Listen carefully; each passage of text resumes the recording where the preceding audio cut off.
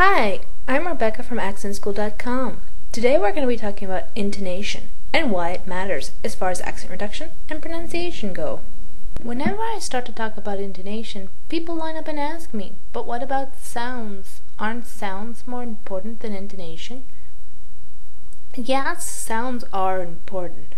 However, one sound mistake all by itself is usually not enough to cause a serious misunderstanding. If you mispronounce many English sounds, as many people do, you'll have trouble. But if you just make one mistake with intonation, the whole meaning of your sentence could change. Let's look at some examples. Imagine now that you go to a coffee shop and you want a cup of coffee, a C-U-P of coffee. So you say, "I want a cup of coffee, please." Now imagine you have difficulty pronouncing cup, C-U-P, and instead you say cub, C-U-B. Cub means baby bear. And you say, "I want a cub of coffee, please." Now, it's unlikely that the server will give you a baby bear instead of a cup, because he or she will know from context that you really meant cup, not cub. So one sound mistake usually isn't enough to cause a problem with understanding, although many sound mistakes are. But one sound mistake by itself is not a big deal. But with intonation, one intonation mistake might totally change your meaning. Let's look at these scenarios. Imagine your house is on fire. What do? You run out and you yell, "The house is on fire!" Which means run, help. Now imagine another scenario. This time your house is on fire too, but this time you're happy about it because you're trying to cheat your insurance company. You say, "The house is on fire. This is so great." Imagine a third scenario.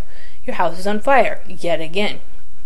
But this time your neighbor says, "The house is on fire again?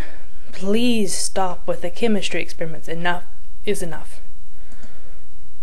So, one sentence can be said many different ways and thus have many different meanings.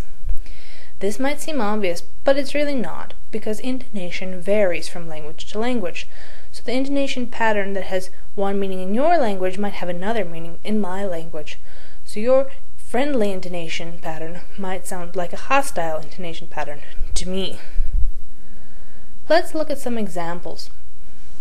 A while back I had a student who was trying to find a job in the IT sector. He spoke Russian. He had to take many phone screening interviews.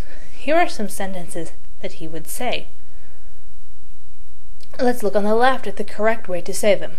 "I have written many job applications." The way he tended to say it would be, "I have written many job applications."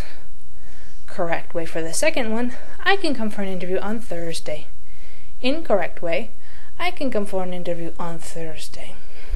Correct way for the third one, "My phone number is 567-1234.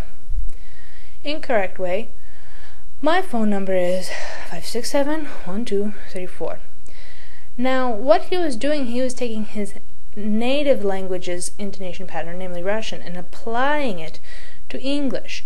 But the end result was that he sounded very hostile or disinterested in the positions that he was applying for. And as a matter of fact, he had some people hang up the phone on him in the middle of the conversation. He couldn't understand why. Why? Well, he sounded pretty bored. His intonation was off.